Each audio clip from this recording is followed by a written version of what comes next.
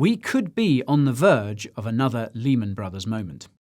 An uncontrolled default of the Evergrande Group could lead to a credit crunch the likes of which we've never seen. It could have implications for all financial markets and especially crypto. So if you want to know what the hell is going on and what it means for your portfolio, don't go anywhere.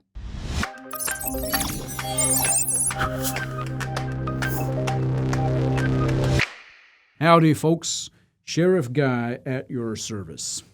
You know, folks are always saying that crypto is kind of like the Wild West, and shoot, maybe they're onto something. If it is so, then I guess it's going to need folks like myself to keep things in line. Well, happy to serve. Now, I gotta warn y'all, though, although I may be a voice of reason in a somewhat crazy world, one thing I sure ain't is a financial advisor. No, sir. Didn't take that test, didn't get them spurs. What that all means is that everything you're about to see is for your entertainment and enlightenment only. You hear?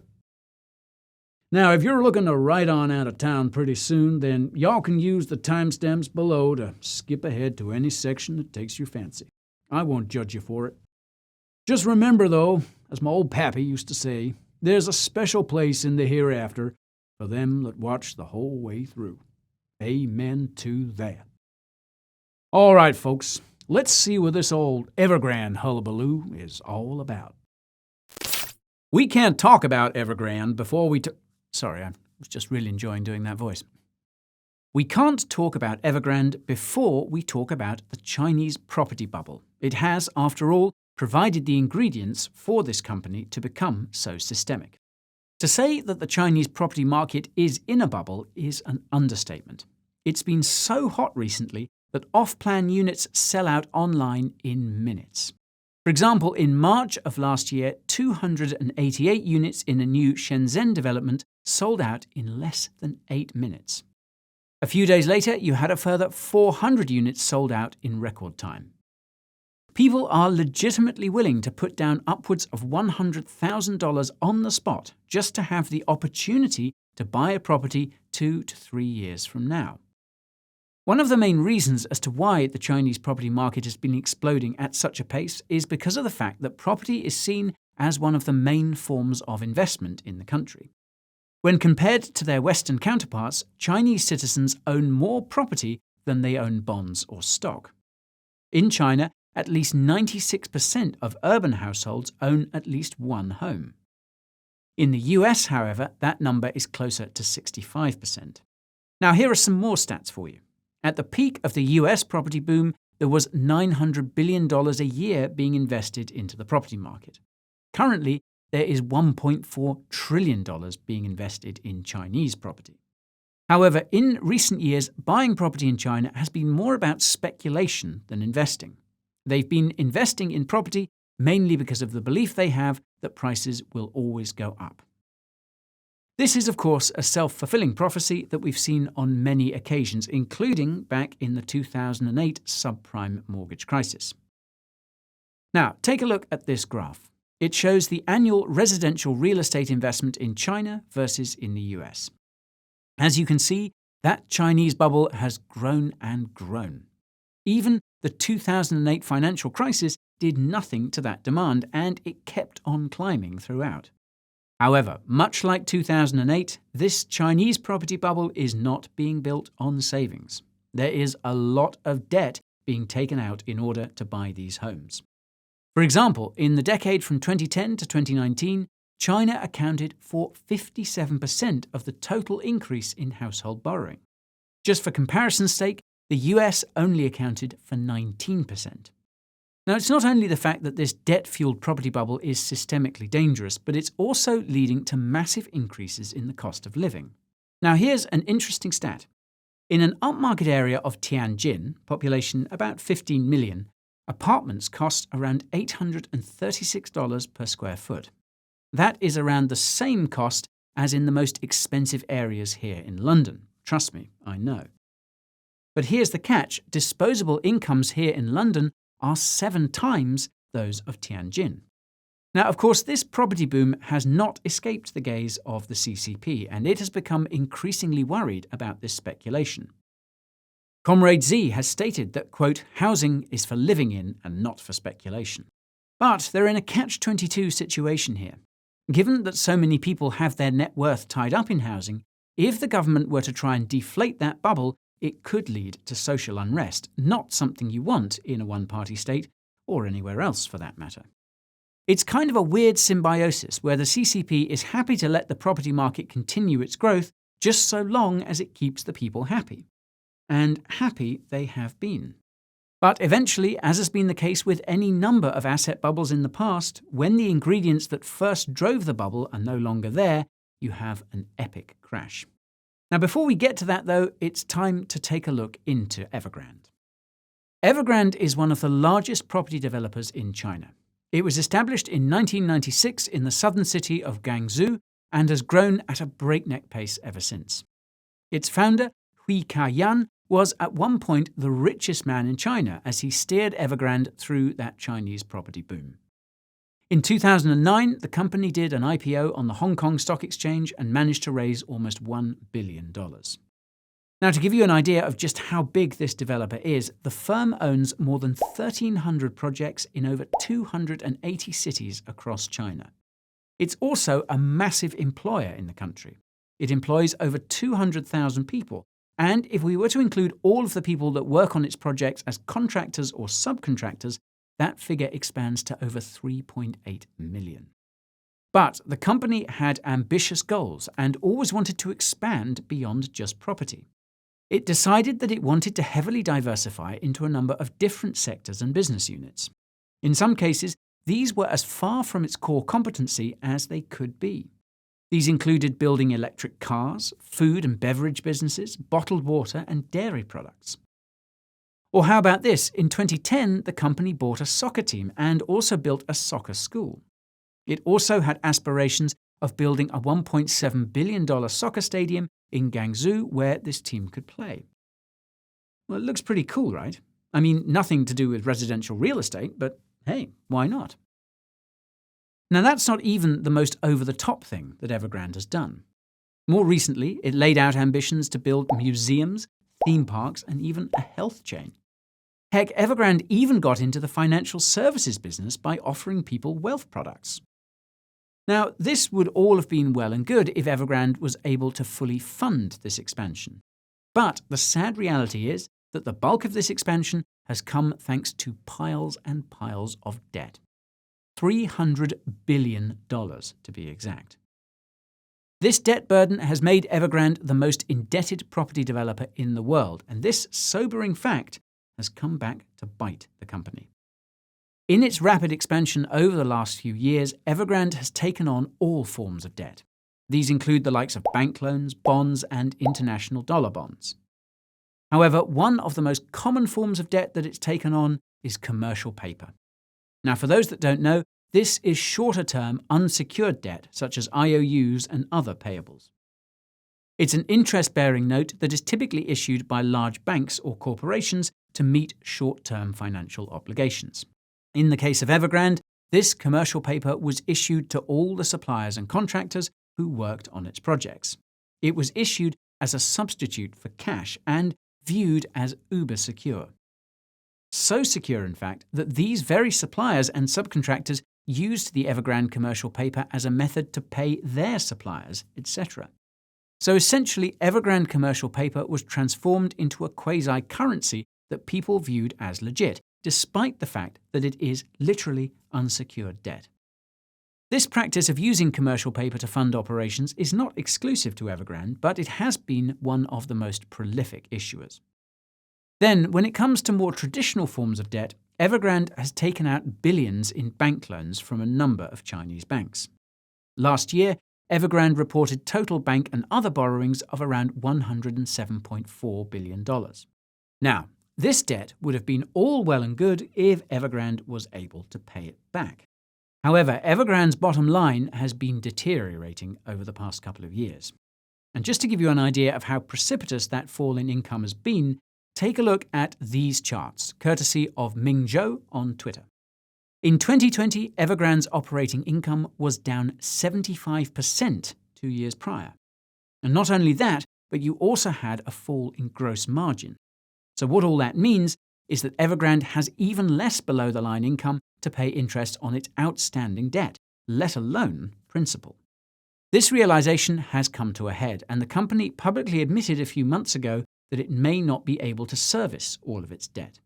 Banks in China have started freezing Evergrande deposits in order to keep some collateral for paying back these loans.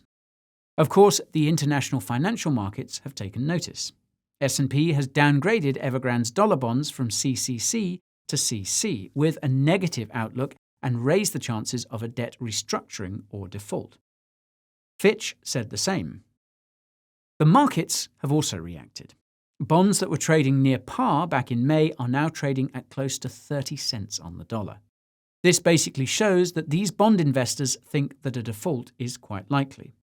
Now, it's not just the debt market that's taking a hit, though. Evergrande's shares have been on a sustained decline over the past few months, and they're already down 80% this year. Finally, you should also take note that Evergrande has not only issued a great deal of commercial paper to its suppliers and lenders, it has also taken money in deposits from close to 1.5 million people. These are people that put down these deposits in the hope that they would one day be able to buy some property from the developer. Now, I know what you're thinking. If this company is so important to the Chinese real estate sector and it's teetering on the brink, why doesn't the Chinese government bail it out? I mean, they are, after all, a centrally planned economy, and they have the final say. Well, the Chinese government has taken a hard line on leverage in the property development sector. A few years ago, it came out with directives in order to limit debt. These have become known as the, quote, 3 red lines. These are cash on hand, the value of their assets, and equity in their businesses. Banks are required to limit real estate lending to 40% of their total under rules that took effect in January. The CCP would not want to create a moral hazard by bailing out Evergrande. If anything, it would more than likely want to make an example of the developer. So what all this means is that a default is not only likely, but inevitable. And in the case of the behemoth that is Evergrande, it will be ugly.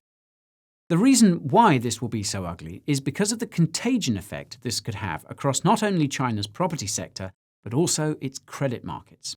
There is also a real risk that this is not just contained within China and spreads to the rest of the world, much like the 2008 credit crunch did. Let's start with the counterparties that are at risk here. Evergrande's liabilities involve more than 128 banks and over 121 non-banking institutions, according to the letter Evergrande sent to the government late last year. Depending on how much exposure each of these counterparties has, there could come a situation in which they would themselves become too hot to touch. Let's also not forget about how much of that Evergrande commercial paper is out there. It's not well tracked, and it has helped to develop an entire quasi-shadow banking system of suppliers, buyers, contractors, and counterparties. All of these folks have been using Evergrande paper as if it was as good as gold. There's no way a company as big as Evergrande could go bankrupt, right? Now, this fear of a default could also spread to the other indebted property developers. Banks may become concerned about their ability to service their debts, and their commercial paper and bonds could also become toxic. Even if this is not the immediate result, you have a perverse situation where even the action of Evergrande trying to make good on its debt can precipitate a worse debt problem. This is because in order to raise funds to settle its debt, it will have to sell assets. The overwhelming majority of Evergrande's assets are property. If there is a fire sale of all of its properties, this could lead to a property crash that would hurt everyone in the country. It would send all the property developers in the country into further negative territory and damage the savings of all those Chinese who bet on the market. It basically creates a spiral where the collateral backing debt is falling in value, which makes everyone more indebted. Really scary. Okay, but how does this impact on international markets? Well, a lot. It's worth pointing out that there are a lot of holders of Evergrande's debt offshore. These include asset managers, international bond funds, and other corporations. For example, a large EM bond fund called Ashmore Group, based in London, has over $400 million worth of Evergrande bonds. Other asset managers that have exposure include BlackRock, UBS, and HSBC Holdings. In fact, both BlackRock and HSBC actually boosted their holdings of Evergrande debt as recently as August. And these are only their international bonds. When it comes to that ocean of Evergrande commercial paper, no one really knows. This is a lot harder to track as these assets are not standardized securities like bonds. Moreover, what happens if the contagion spreads to the rest of the Chinese developers, banks, and companies? What happens if their debt cannot be paid? The risk of contagion in the Chinese property and credit markets could absolutely wreck the portfolios of these managers that hold their debt. And that's just the debt side. We should not forget that these Chinese developers, banks, and companies have publicly traded equity on international markets. Markets such as the Hang Seng or Shanghai stock exchanges. If these were to tank like they did with Evergrande, it could further hurt international portfolios. Think about all of those emerging market equity funds, all of those funds that track the MSCI index. It could really extend to all markets, and that includes the market I follow most closely of all, the crypto market. If there is anything that the past year has taught us about the markets, it's that the crypto markets are not completely isolated from what's happening on the global macro front. This is something I went into in much greater detail in my video on global macro factors, and that's linked to in the top right if you're interested. The fact of the matter is that in times of market stress, Bitcoin acts more like a risk-on asset than a safe haven. This means that investors will usually try to limit their exposure to it during market uncertainty. We saw this play out last year during the COVID-inspired crash. We also saw it happening numerous times over the past few months when there were concerns about potential Fed taperings. The reality is that Bitcoin and other crypto assets have a pretty strong correlation with equity markets. There's also the risk that large funds, asset managers, and institutions that are based out in Asia may have to sell their Bitcoin holdings in order to cover the losses that they hold in shares or debt of these developers. Or what about the situation in which retail investors in China have to sell their crypto holdings in order to settle their debt? Even though the Chinese government has been trying to prevent its citizens from holding crypto, it hasn't fully succeeded. Bitcoin is an asset that faces the same risks in the short term from global financial contagion. However, there is one other factor that's unique to the crypto markets that could be lurking beneath the surface. I'll give you a hint. It starts with a T, and there's over $68 billion of it. Yep, for those who haven't already guessed, I'm referring to Tether, the controversial stablecoin issuer that can't seem to catch a break. On top of all the incoming regulations in the US, there are now concerns that Tether could be quite exposed to Evergrande. Now, quite surprisingly, these suspicions have arisen thanks to a disclosure that the company hoped would temper FUD and not add to it. That disclosure is the attestation report issued by Moore Cayman a few months ago. If you don't know what I'm talking about, then I encourage you to watch my video on stablecoin reserves, top right.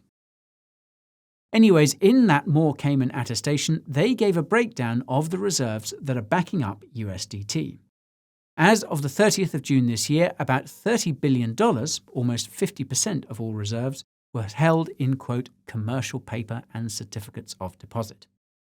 Now, the first question you may be asking is, why does Tether have so much commercial paper? Well, there are two possible reasons. One is that it likes to earn interest on this commercial paper, and the other is that there are very few banks that would be willing to hold $30 billion in cash and cash equivalents for Tether. This is why, for example, stablecoin issuers such as Paxos and Circle have been able to allocate so much of their reserves to cash. But that's not really the point here. The question that many have been asking is whether Tether has any Evergrande commercial paper. Or what about in that corporate bond allocation over here? Could there be any of those Evergrande dollar bonds in there? The implications, if this is indeed the case, are immense. It would mean that the reserves are not really fully backed because all that commercial paper would be worth a lot less. Even if it was only a small component of the commercial paper, the knowledge that USDT is not 100% backed by assets would create a great deal of uncertainty around holding USDT. And even if there is no Evergrande debt held by Tether, we must not forget the contagion effect this could have on all other commercial paper, even that has much higher ratings than Evergrande. So, why does this matter for the crypto markets? Well, because Tether still remains one of the most important components for Bitcoin liquidity.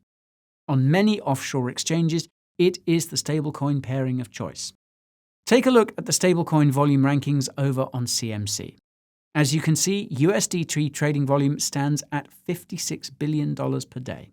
The next closest is USDC, which is $2 billion, a full 28 times smaller. So, quite simply, if there is a crisis of confidence in Tether, this trading volume could dry up.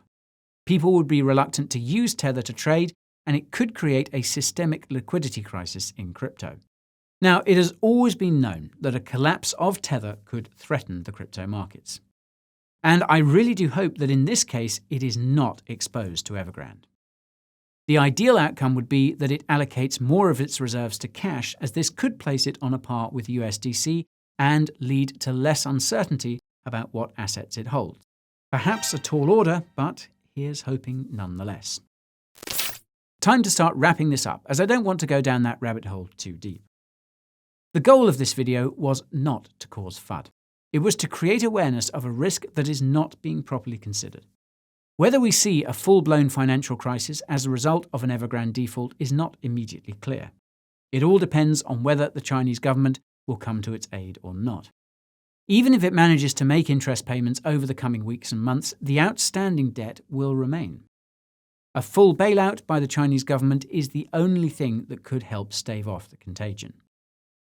But then again, it creates a perverse incentive where developers will think that the rules don't apply to them when they binge on debt. This is exactly what happened on Wall Street in the wake of the financial crisis. So right now, the CCP is stuck between a rock and a hard place. Now, of course, I would prefer the situation in which we could avoid a default and uncontrolled collapse. That's because it would cause havoc on financial markets. Everything from bonds to equities and even cryptocurrency. We also have no idea how this could impact the global reserves of Tether. Without additional disclosure as to who issued that commercial paper, we will just have to trust that it is not exposed. However, as any hardcore cypherpunk Bitcoiner will tell you, don't trust, verify. Now, despite all of the short to medium-term risks that are posed by an Evergrande default, I am still incredibly optimistic about crypto in the long run. Fundamentally, nothing has changed, and external factors are beyond our control. Even if there is a situation that snares Tether, it could help to serve the long-term stability of the crypto markets. Tether FUD has been that albatross around our necks for years now. I would love to move to a reality where this FUD is no longer in the picture. If ever there was a crisis of confidence in Tether, it could also perversely lead to a legion of diamond-handed hodlers. People would be reluctant to convert to stablecoins, including USDC. Either that, or they would convert their BTC holdings into other cryptocurrencies, which benefits the ecosystem as a whole. The glass, my friends, is definitely half full. And that's it for my video on Evergrande. But of course, no overview is complete without your all-important feedback. So, how do you think the Evergrande situation will play out? And do you think that Tether could have exposure? Fire your comments down below. And while you're down there, you absolutely have to check out my socials page. This has links to all the other places that you can follow me off the tube. These include the following: my Telegram channel, where I share market analysis and views; Twitter, where I share news and other tips; Instagram and TikTok for behind-the-scenes views and memes; and of course, my email newsletter, where I share a breakdown of my personal portfolio, as well as a breakdown of some upcoming videos. All which you shall seek is there at the tippy top of that description box. And finally, if you found this video fire, then fire up the likes. Don't forget to subscribe to make sure you're in line to receive my latest crypto vibes. Oh, and hit that bell as well. We don't want it to get lonely. That's it for today, my fellow crypto fans. Guys, gotta fly.